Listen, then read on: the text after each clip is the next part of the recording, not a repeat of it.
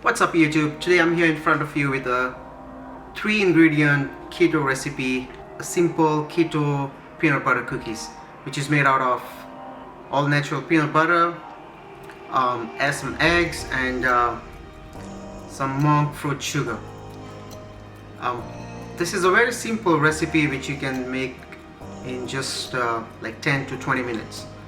All it takes is a simple ingredients which you can find easily. If you guys like the video and if you need more of this type of recipes or more of my videos, please subscribe, like and hit the share button.